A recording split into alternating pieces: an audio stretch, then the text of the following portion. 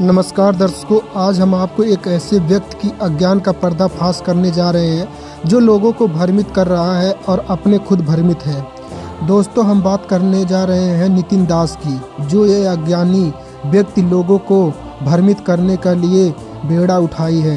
लोगों को पागल बनाकर भोली भाली जनता को गुमराह करता है। दोस्तों, आज के इस वीडियो में संत रामपाल जी महाराज जी के द्वारा उन शास्त्रों से प्रमाणित किया जाएगा सच क्या है और झूठ क्या है। आज के इस वीडियो में इन सभी सवालों का जवाब आपके सामने रखी जाएगी। दोस्तों, वीडियो को ज़्यादा से ज़्यादा शेयर करें उन लोगों के पास जो नितिन दास जैसे लोगों के पास जाकर फंसे पड़े हैं। दोस्तों, इस वीडियो को ज़्यादा से ज़्यादा शेयर करें। धन्यवाद। चलिए वीडियो को स्टार्ट करते हैं। दर्शकों नमस्कार। जैसा कि अभी तक आपको अज्ञानी नितिन दास के अज्ञान पर आधारित किस्त 1 से 4 में जानने को मिला कि ये अज्ञानी किस तरह अपनी ही बातों को स्वयं ही गलत सिद्ध कर देता है तथा इसके आध्यात्मिक ज्ञान के स्तर को भी आप दर्शकों ने देख ही लिया है। हमारा उद्देश्य न सिर्फ इस अज्ञानी के अज्ञान को आपके सामने उजागर करना है, बल्कि संत रामपाल जी महाराज के तत्व ज्ञान को आप तक पहुंचाना भी है, ताकि आप सच और झूठ को भली भांति पहचान कर अपने मानव जीवन के कल्याण के पथ पर आगे बढ़ सकें। इन तमाम किस्तों में संत रामपाल जी महाराज ने शास्त्र प्रमाणित ज्ञान और सटीक तथ्यात्मक उदाहरणों के हवाले से इस मूर्ख व्यक्ति के अज्ञान को आपके सामने रूबरू किया है, जिसके चलते बहुत सारे श्रद्धालुओं ने नितिन दास को लताड़ना शुरू कर दिया तथा संत रामपाल जी महाराज जी का विशेष आभार प्रकट करते हुए कुछ और वीडियोस हमारे पास भेजी तथा साथ में निवेदन किया कि इस अज्ञानी की इन झूठों का पर्दाफाश भी संत रामपाल जी महाराज के सटीक विश्लेषण के माध्यम से अवश्य करें। दर्शकों के इस अनुरोध को ध्यान में रखते हुए आज किस्त 5 में इस अज्ञानी व्यक्ति नितिन दास द्वारा किए गए झूठे दावों को संत रामपाल जी महाराज के ज्ञान आधार पर आपके सामने उजागर करते हैं।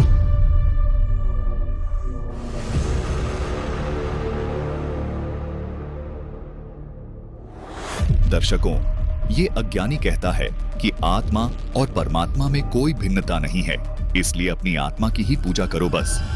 इसीलिए हमें केवल और केवल आत्मा की साधना करनी चाहिए। आत्मा ही वो देवों का देव महादेव है, जिसे कोई नाश नहीं कर सकता, जिसको कोई फना नहीं कर सकता। उसी की साधना का जिक्र गीता में किया गया है और कबीर पंथ में भी कबीर साहिब भी यही बता रहे हैं कि जब लगना चीनोगे आत्म तब लगना मिली है परमात्म। अरे आत्म चीन है, परमात्म चीन है। संत कहावे सोए और यह भेद काया से न्यारा, बूझे बिरला कोई। पहले हमें खुद को खोजना पड़ेगा। मैं क्या हूं? मैं ये शरीर नहीं हूं। शरीर तो मैं एक दिन छोड़ दूंगा। मैं क्या हूं? जो छोड़ेगा वो कौन है? वो आत्मा है, जीवात्मा। वो आत्मदेव है, उसी को परमात्मा बोला। दर्शकों, देखा आपने, निहायत ही मूर्ख किस्म के इस व्यक्ति का कहना है कि परमात्मा की नहीं बल्कि आत्मा की पूजा करो। इस अज्ञानी का मानना है कि आत्मा भी तो अविनाशी और सर्वव्यापक है तथा इस आत्मा का कभी नाश नहीं होता, इसलिए आत्मा की पूजा करो। दर्शकों, आपको एक उदाहरण के माध्यम से समझाते हैं कि ये मूर्ख व्यक्ति किस स्तर की बातें कर रहा है। दर्शकों, जैसा कि भारत देश का एक सामान्य नागरिक भी मानव है और देश का प्रधानमंत्री भी मानव है, दोनों दिखने में बेशक एक समान लगें, लेकिन प्रधानमंत्री जी शक्तिशाली मानव हैं, इनके पास शब्द शक्ति है। लेकिन जो सामान्य नागरिक है उसे अपनी समस्या का समाधान कराने के लिए प्रधानमंत्री जी को अर्जी लगानी पड़ती है, तब नागरिक को राहत मिलती है। दर्शकों, यदि कोई महामूर्ख कहे कि हे समस्या से जूझ रहे मानव, तू तो राजाओं का राजा है, तू तो मंत्रियों का मंत्री, प्रधानमंत्री है, तुझे किसी को अर्जी लगाने की कोई जरूरत नहीं है, तू बस अपने आप से अर्जी लगा ले और इसी से तेरी सब समस्या दूर हो जाएंगी। दर्शकों, क्या इस तरह की सलाह देने वाला व्यक्ति नेक व्यक्ति हो सकता है? स्पष्ट है कि या तो वो पागल है या फिर वो दुष्ट नशे में है। दर्शकों, बिल्कुल यही दशा आज इस अज्ञानी नितिन दास की भी है। जिसको नर यानी आत्मा तथा नरेश यानी परमात्मा का भी ज्ञान नहीं है। नर जो एक साधारण मनुष्य है, उसी को ये अज्ञानी नरेश बनाने पर तुला है, जबकि नरेश तो एक राजा है और सर्व नर उस नरेश के अंतर्गत आते हैं। आत्मा में और परमात्मा में कितना अंतर है? आत्मा सो परमात्मा, केवल समझने का फेर है, समझने का फेर है।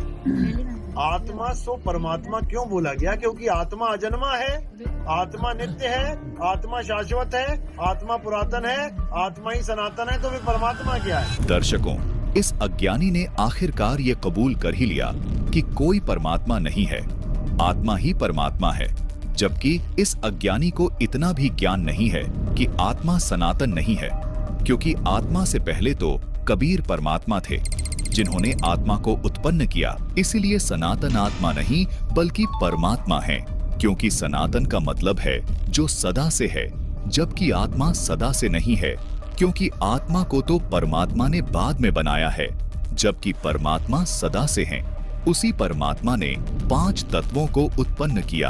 आत्मा अविनाशी तो है, लेकिन ये परमात्मा नहीं है, क्योंकि ये आत्मा अविनाशी होते हुए भी जन्म और मरण का कष्ट भोग रही है। दर्शकों, वास्तव में आत्मा किस तरह अविनाशी है, इसकी संपूर्ण जानकारी इसी वीडियो में बहुत अजब गजब तरीके से दी जाएगी। कृपया इस वीडियो को पूरी जरूर देखना। इस वीडियो में ऐसे ऐसे रहस्य उजागर किए गए हैं जिन्हें देखकर आप दांतों तले उंगली दबाएंगे। दर्शकों, जिस प्रकार ये अज्ञानी मानता है कि परमात्मा नाम की कोई वस्तु नहीं है, बल्कि हमारी आत्मा ही सब कुछ है, आत्मा ही अविनाशी है, जबकि संत रामपाल जी महाराज ने ये प्रमाणित किया है कि आत्मा को पूर्ण अविनाशी नहीं कहा जा सकता, क्योंकि गीता जी के अध्याय 4 के श्लोक 5 और 9 में श्री कृष्ण जी की आत्मा स्वयं स्वीकार कर रही है कि अर्जुन, तेरे और मेरे तो बहुत जन्म हो चुके हैं। इससे स्पष्ट हुआ कि आत्मा भी पूर्णतः अविनाशी नहीं है, क्योंकि आत्मा भी जन्म और मरण का कष्ट भोग रही है, तथा आत्मा सर्वव्यापी भी नहीं है, क्योंकि ये अज्ञानी स्वयं ये स्वीकार करता है कि जीव आत्मा शरीर में फंसी हुई है।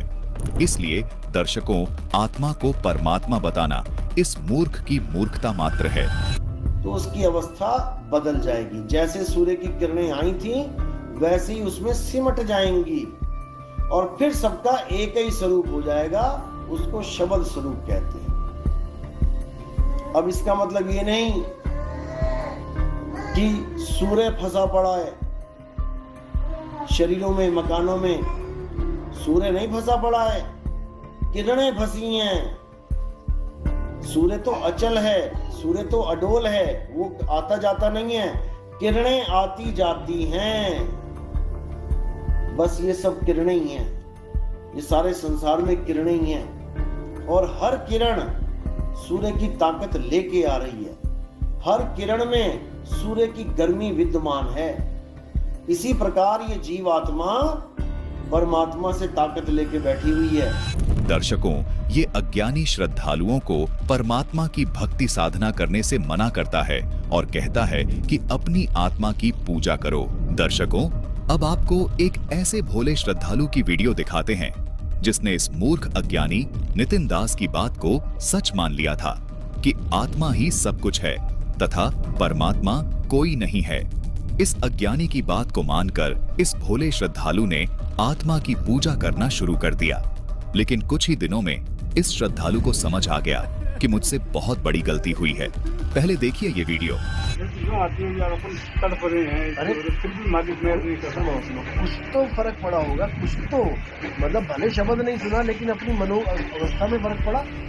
दुनिया से मोह कम हुआ या ऐसा कुछ स्थिरता आई, कोई हमें कुछ गलत बोले उसको सहने की ताकत बढ़ी, ऐसा कुछ हुआ है?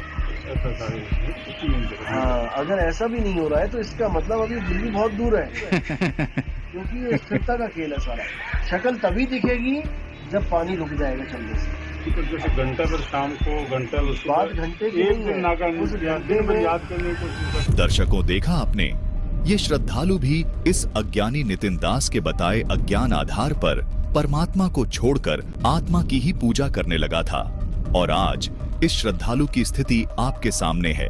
ये अज्ञानी इस श्रद्धालु को कह रहा है कि अभी दिल्ली बहुत दूर है, यानी आत्मा को इतनी आसानी से प्राप्त नहीं कर सकते। दर्शकों, नितिन दास जैसे दुष्ट व्यक्ति भक्ति में दीमक का काम कर रहे हैं। इस श्रद्धालु ने कहा कि नितिन दास जी, मुझे आपके द्वारा बताई भक्ति से कोई लाभ नहीं हो रहा। दर्शकों, सोचने वाली बात है कि इन्हें कोई लाभ होगा भी कैसे, क्योंकि इस अज्ञानी ने तो वास्तविक मंत्रों को, जिनको कबीर परमात्मा जी ने कबीर सागर ग्रंथ में लिखवा रखे हैं, उन्हें छुड़वाकर अपने मनमाने मंत्र देने शुरू कर दिए हैं। और साथ ही ये अज्ञानी ये भी कहता है कि ध्यान लगाओ। जितने भी दुनिया भर के नाम है उन सबको छोड़ देना है और आपने ये नाम जपने हैं जो मैं बताऊंगा। उसके बाद आपकी दूसरी दीक्षा होगी, वो है ध्यान मिलेगी कि आपको ध्यान कैसे करना है, कहाँ करना है, कैसे परमात्मा का ध्यान करना है। दर्शकों, देखा आपने, इस मूर्ख व्यक्ति ने कबीर परमात्मा द्वारा दिए गए नामों को छुड़वाकर अपने मन माने मंत्र दे दिए और आत्मा में ध्यान लगवाने का पाखंड शुरू कर दिया। इसलिए इन श्रद्धालुओं को कोई लाभ नहीं मिल रहा। दर्शकों, ये व्यक्ति मूर्ख और अज्ञानी है। इसके जाल से निकलो, वरना ये अज्ञानी आपके अनमोल जीवन को बर्बाद कर देगा।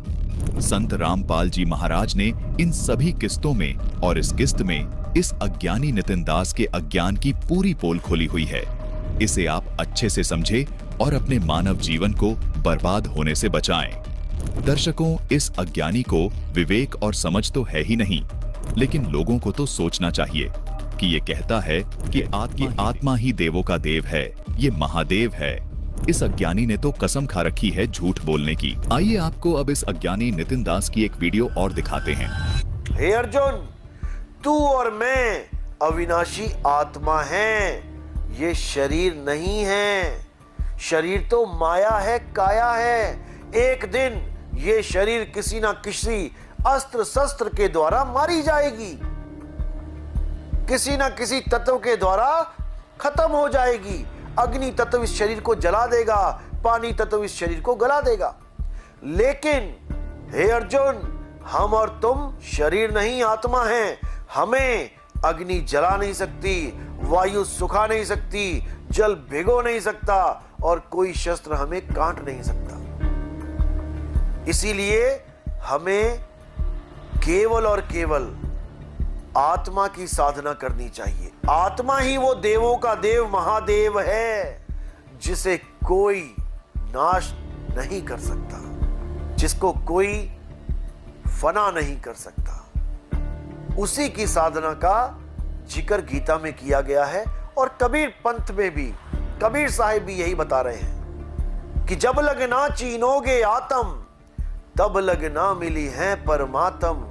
अरे आत्म चीन है, परमात्म चीन है। संत कहावे सोए और यह भेद काया से न्यारा, बूझे बिरला कोई। यह भेद काया से न्यारा। शरीरों में नहीं उलझना है, ये शरीर असत्य है। हे अर्जुन, केवल आत्मा ही सत्य है। दर्शकों, जैसा कि इस अज्ञानी नितिन दास ने गीता अध्याय 2 श्लोक 16 का विश्लेषण करते हुए बताया है कि 2 तत्व हैं, उनमें आत्मा तो सत है और 5 तत्व असत हैं।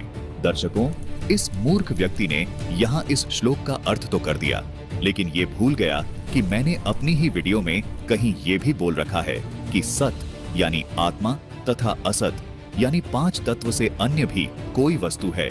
जबकि इस मूर्ख का अभी तक का दावा यही है कि आत्मा ही सब कुछ है। अब देखिए, इस वीडियो में कह रहा है कि सत तथा असत से ऊपर जो है वो मैं हूँ। आप सत्यों का सत्य, मैं सत्य असत्य दोनों से न्यारा हूँ। अगर मुझे जानोगे तो सत्य असत्य तो यही रह जाएगा। सत्य असत्य, जो दोनों को जानता है वो कौन है? जो सत्य को भी जानता है, असत्य को भी जानता है, वो कौन है? दर्शकों, देखा आपने, इस मूर्ख व्यक्ति ने कैसे अपने सुर बदल लिए। अभी तक सत की परिभाषा बता रहा था कि सत आत्मा है, यानी आत्मा ही सब कुछ है, और अब सत यानी आत्मा से ऊपर खुद को बता रहा है, यानी अब अपनी आत्मा वाली थ्योरी को भी स्वयं ही फेल कर दिया। इस मूर्ख व्यक्ति ने सवाल किया कि सत और असत को जो जानता है वो कौन है? दर्शकों, वो है इस नितिन दास का बाप, हम सब जीव आत्माओं का बाप, जिसने सबकी आत्माओं को भी बनाया है, जो वास्तव में सत तत्व है, और उसी ने सबके शरीरों को भी बनाया है, वो कबीर परमेश्वर है जो सत्य और असत्य दोनों को जानता है, क्योंकि वो ही इनका सृजनहार है। इस अज्ञानी से एक श्रद्धालु ने प्रश्न किया कि आप सत्य हो या असत्य हो? तो इस मूर्ख ने जवाब दिया कि मैं इन दोनों से अलग हूं, जबकि इस अज्ञानी ने देखिए पहले स्वयं बताया हुआ है कि मैं कौन हूं। तू और मैं अविनाशी आत्मा हैं। लेकिन दर्शकों, हमेशा की तरह ये अज्ञानी अपनी बातों से पलटकर फिर से गपोड़ हाँकने की आदत से बाज नहीं आया और अब बोल रहा है कि मैं तो न आत्मा हूँ न शरीर हूँ। देखिए, आप सत्यों का सत्य। मैं सत्य असत्य दोनों से न्यारा हूं। दर्शकों, वास्तविकता तो ये है कि इस अज्ञानी को लोगों को मूर्ख बनाना होता है बस। इस अज्ञानी ने अपनी ही थ्योरी को खुद ही काट दिया। दर्शकों, ये अज्ञानी नितिन दास अपने आप को तत्वदर्शी संत सिद्ध करने के लिए गीता जी के कुछ श्लोकों का मनमाने ढंग से अनुवाद करके बार बार रट लगाता रहता है। ये अज्ञानी गीता अध्याय 2 श्लोक 16 से शुरू करता है और फिर गीता अध्याय 2 श्लोक 24 पर जाता है, फिर गीता अध्याय 3 श्लोक 17 पर जाता है। उसके बाद ये अज्ञानी गीता अध्याय 4 श्लोक 34 से खुद को तत्वदर्शी संत सिद्ध करने की कुचेष्टा करता है। दर्शकों, आज इस अज्ञानी के अज्ञान की पूरी पॉलिश इस किस्त में उतारी जाएगी। दर्शकों, जैसा कि हमने आपको पहले की किस्तों में बताया है कि केवल शेर की खाल ओढ़ लेने से गधा शेर नहीं बन जाता है। घर न होवे कहरी कबहू सिंह की खाल उड़ाए, अर्थात शेर की खाल यानी चर्म को गधे पर उड़ा देने से गधा शेर जैसा दिखाई तो देता है, लेकिन जैसे ही गधा अपनी बोली बोलता है तो उस गधे की आवाज से पता चलता है कि ये शेर की खाल में गधा था। इसी प्रकार संत की दहाड़ उसकी वाणी होती है जो शास्त्र प्रमाणित होती है, तथा असंत यानी अज्ञानी की वाणी शास्त्र विरुद्ध होती है, तथा वाणी से ही संत और असंत की पहचान की जाती है। दर्शकों, गीता अध्याय 2 श्लोक 16 में कहा है कि नासतो विद्यते भावो ना भावो विद्यते सतः उभयोरपि दृष्टो अंतस्त्वनयो तत्वदर्शिवे। इस श्लोक का अनुवाद है कि असत की सत्ता नहीं है और सत का अभाव नहीं है। इस प्रकार इन दोनों का ही तत्व तत्वज्ञानी पुरुषों द्वारा देखा गया है। दर्शकों, इस श्लोक में अंतः का अर्थ अनुवादक ने गलत किया है। अंतः का अर्थ तत्व नहीं होता है। अंत का अर्थ आखिरी यानी निष्कर्ष यानी तोड़ होता है। इस श्लोक का सही अर्थ इस प्रकार है, असत की सत्ता नहीं है और सत का अभाव नहीं है। इस प्रकार इन दोनों का निष्कर्ष भी तत्वज्ञानी पुरुषों द्वारा देखा गया है। दर्शकों, अब हम गीता अध्याय 2 के श्लोक 7 पर आते हैं। गीता अध्याय 2 श्लोक 7 से लेकर 10 तक अर्जुन तथा संजय के वचन हैं। इन श्लोकों से पहले वाले श्लोकों में अर्जुन ने गीता ज्ञानदाता से कहा है कि मुझे नहीं लगता कि आपकी कोई भी शिक्षा मुझे युद्ध करने के लिए तैयार कर पाएगी। फिर गीता अध्याय 2 श्लोक 7 में अर्जुन ने कहा कि फिर भी मैं आपकी शरण में हूं, मैं आपका शिष्य हूं, मेरे हित में जो बात हो कृपया वो मुझे बताओ कि मैं युद्ध करूं या ना करूं। मेरी बुद्धि कार्य नहीं कर रही है तथा मैं कायरता रूपी दोष से ग्रस्त हो चुका हूं। दर्शकों, आगे गीता अध्याय 2 श्लोक 11 से गीता ज्ञानदाता का कथन शुरू होता है। इन श्लोकों का विश्लेषण करने से पहले इस अज्ञानी नितिन दास की इस वीडियो का कुछ अंश फिर देख लेते हैं। हे अर्जुन, तू और मैं अविनाशी आत्मा हैं, ये शरीर नहीं है। शरीर तो माया है, काया है। एक दिन ये शरीर किसी ना किसी अस्त्र शस्त्र के द्वारा मारी जाएगी, किसी ना किसी तत्व के द्वारा खत्म हो जाएगी। अग्नि तत्व इस शरीर को जला देगा, पानी तत्व इस शरीर को गला देगा। लेकिन हे अर्जुन, हम और तुम शरीर नहीं आत्मा हैं। हमें अग्नि जला नहीं सकती, वायु सुखा नहीं सकती, जल भिगो नहीं सकता और कोई शस्त्र हमें काट नहीं सकता। इसीलिए हमें केवल और केवल आत्मा की साधना करनी चाहिए। आत्मा ही वो देवों का देव महादेव है जिसे कोई नाश नहीं कर सकता, जिसको कोई फना नहीं कर सकता। उसी की साधना का जिक्र गीता में किया गया है और कबीर पंथ में भी कबीर साहिब भी यही बता रहे हैं कि जब लग ना चीनोगे आत्म तब लग ना मिली है परमात्म। अरे आत्म चीन है परमात्म चीन है, संत कहावे सोए और यह भेद काया से न्यारा, बूझे बिरला कोई। यह भेद काया से न्यारा, शरीरों में नहीं उलझना है, ये शरीर असत्य है। हे अर्जुन, केवल आत्मा ही सत्य है। दर्शकों, इस अज्ञानी को ये तो पता नहीं होता है कि मैं बोल क्या रहा हूँ, बस इसको बोलने से मतलब होता है। ये अज्ञानी एक नंबर का मूर्ख व्यक्ति है। इस अज्ञानी ने कहा है कि आत्मा ही सब कुछ है, यही देवों का देव है और इसी की पूजा करनी है। इसीलिए हमें केवल और केवल आत्मा की साधना करनी चाहिए। आत्मा ही वो देवों का देव महादेव है। लेकिन फिर इस अज्ञानी नितिन दास ने कबीर साहिब जी की वाणी तो बोल दी है कि जब लग न चीन होगे आत्म, तब लग न मिली है परमात्म। कबीर साहिब भी यही बता रहे हैं कि जब लग ना चीनोगे आत्म, तब लग ना मिली है परमात्म। अरे आत्म चीन है परमात्म चीन है, संत कहावे सोए और यह भेद काया से न्यारा, बूझे बिरला कोई। दर्शकों, वाणी तो स्पष्ट कर रही है कि जब तक आत्मा को नहीं जान लोगे तब तक परमात्मा नहीं मिल सकते हैं। लेकिन इस अज्ञानी का तो ये कहना है कि आत्मा ही सब कुछ है, जबकि कबीर साहिब जी तो आत्मा को जानने के बाद परमात्मा को पाने के लिए बोल रहे हैं। दर्शकों, ये अज्ञानी नितिन दास वाणी तो सही बोल देता है, लेकिन अपनी अज्ञान सोच से वाणी का गुड़ गोबर कर देता है। जैसा कि हमने आपको किस्त 1 में प्रमाणित भी किया है कि रंभदूत प्रचारक वाणी तो कबीर साहिब जी की सही बोलेंगे, लेकिन अर्थ अपने अनुसार गलत करेंगे। दर्शकों, संत रामपाल जी महाराज पूर्ण संत व तत्वदर्शी हैं।